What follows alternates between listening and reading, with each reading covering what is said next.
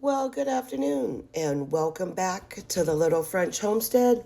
If you are new to my channel today, my name is Sherry. Welcome. Something strange is happening at the grocery stores. You felt it, right? That weird feeling you get in the grocery store aisle? It's not just sticker shock anymore. It's a deeper sense of, disconnect. The headlines say inflation is cooling down, but your grocery store receipt tells a completely different story. So, what's going on?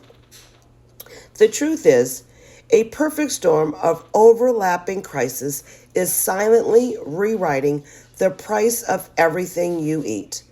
It's creating an invisible new reality that those top line economic numbers aren't capturing.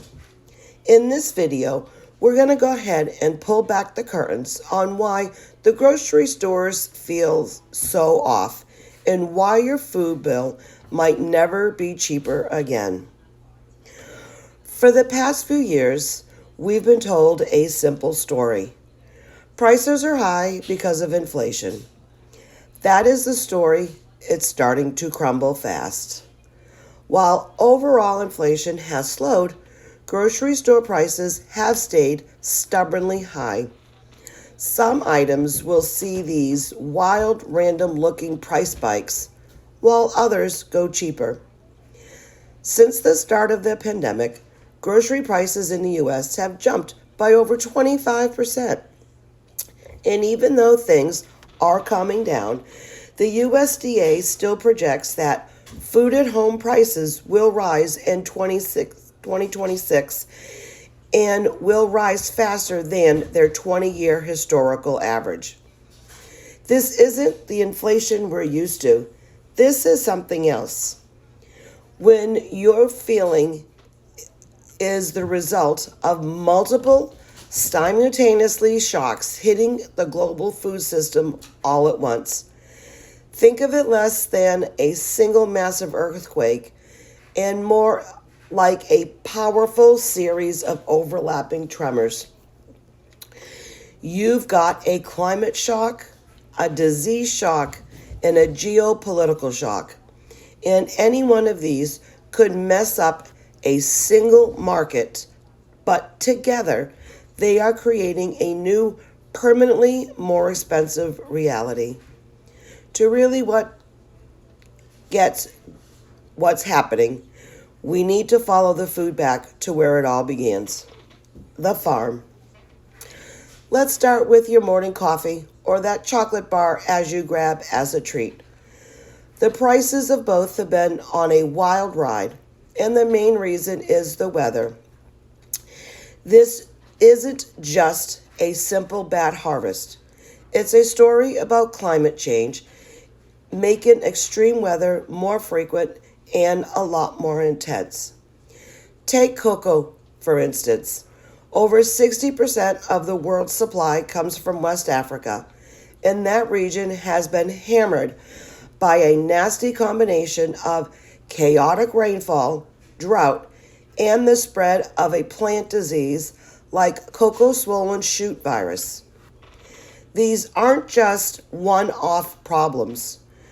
They are a long-term threat to production. The cocoa trees are getting older and their yields are dropping, and rising costs make it tougher for farmers to invest in new ones, more resilient trees. The result has been unprecedented spikes in the price of cocoa. And while the price on the future market might dip, the price you pay for that chocolate bar often stays high because that low-term risk is now baked in. The same story goes with the coffee. Droughts in major producers like Brazil and Vietnam have sent prices through the roof. One analysis from Climate Control found that the top 5 coffee-producing countries, which supply 3/4 of the world's coffee, now experience an average of 57 extra days of harmful heat per year because of climate change. That heat directly hammers crop yields and drives up the cost. And it's not just these little luxuries. Look at beef. Severe droughts have forced ranchers to shrink their herds down to the smallest size in decades. Rebuilding a cattle herd takes years. In the short term, it actually makes the supply even tighter because ranchers have to hold back female cows from the market. That is why beef prices are expected to stay high, with some USDA forecasts projecting a nearly 12% price increase in 2026 alone. These events are a stark reminder that climate change isn't some distant threat. It's a direct economic force that you are paying for at the checkout. Some studies project that by 2035, global warming could add up to about 3 percentage points to annual food inflation. Extreme weather is no longer an anomaly. It is a recurring, shocking that's part of the price we pay for our foods. What we are starting to see is these invisible forces connect right back to our grocery bills. If you are finding this breakdown valuable and want to understand more about the hidden economics that shape your world, take a second to go ahead and subscribe. We do the deep dives so you don't have to. Now let's take back the second major crisis hitting our food supply today. The next shock is all about disease, and nothing tells the story better than the price of eggs. For years, you could count on eggs being cheap, reliable sources of protein. Then suddenly, prices went haywire, at one point more than doubling in a single year. The cause was that devastating outbreak of the highly pathogenic avian flu, or HPAI. This wasn't a small problem.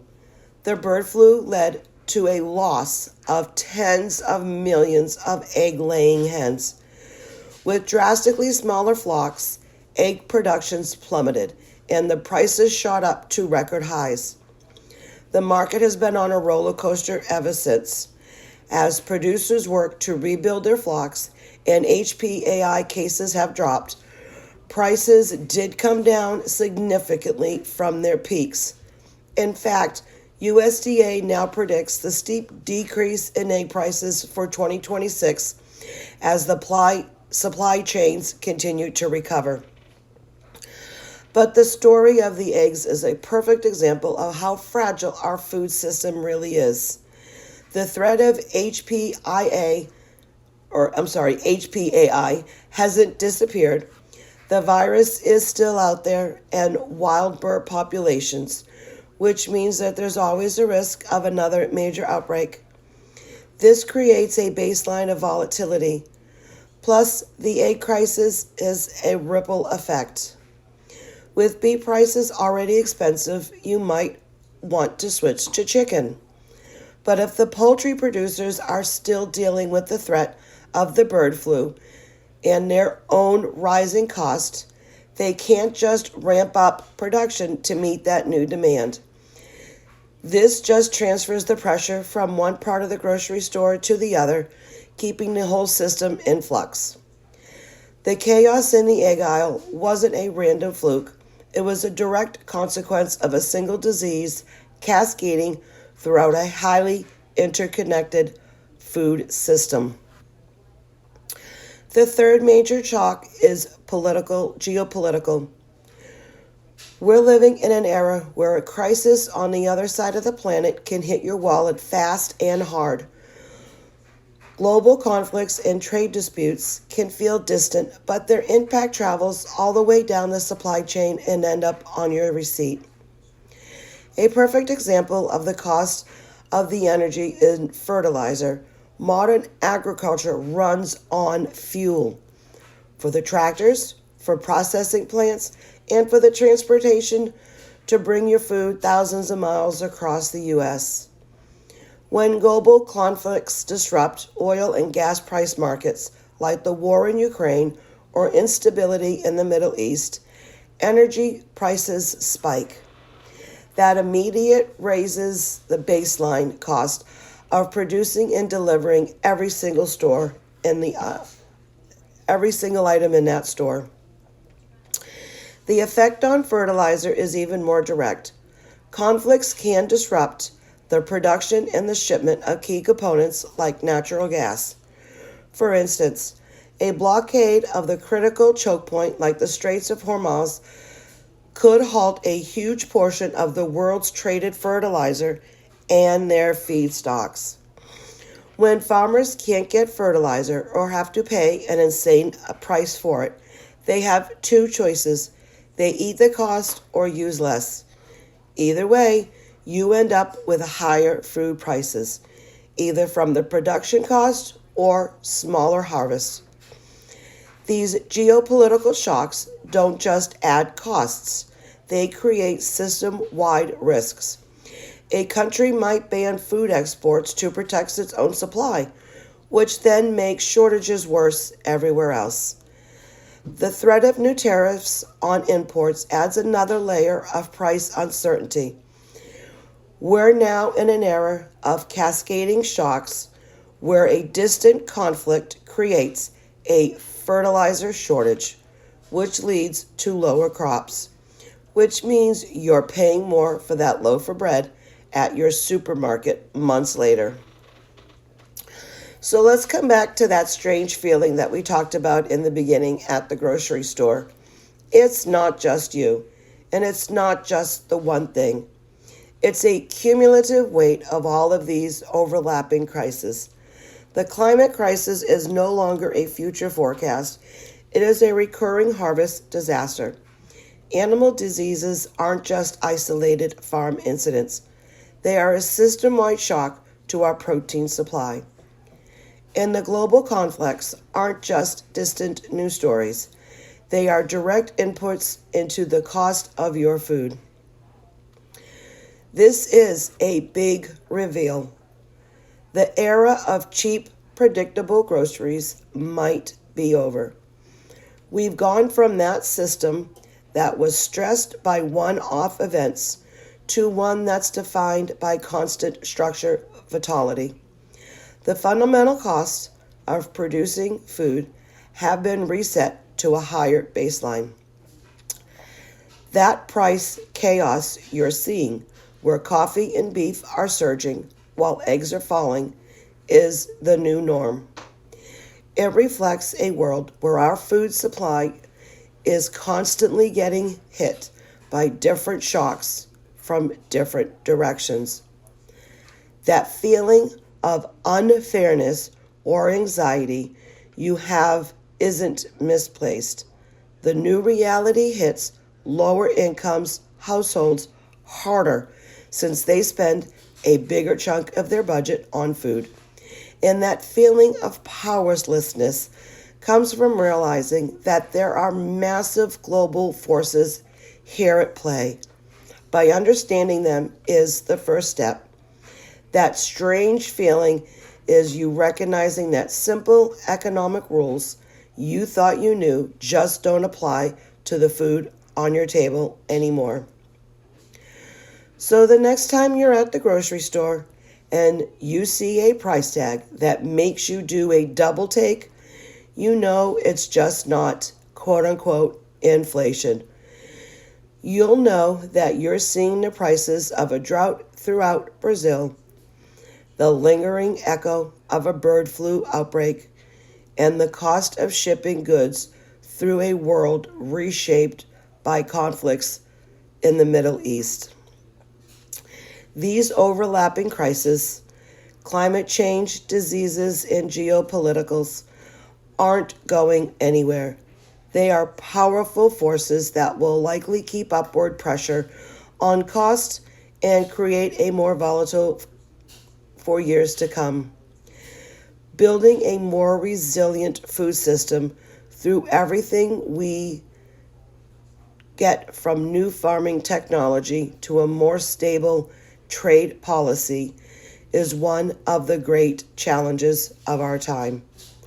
But for now, understanding this new reality is the best tool we have to make sense of the strange and new expensive world at the grocery store. What challenges have you noticed the most in your grocery bills? I would like to say thank you so much for coming into my home today. If you like this video, please go ahead, like, share with your friends, comment down below. We love to hear them.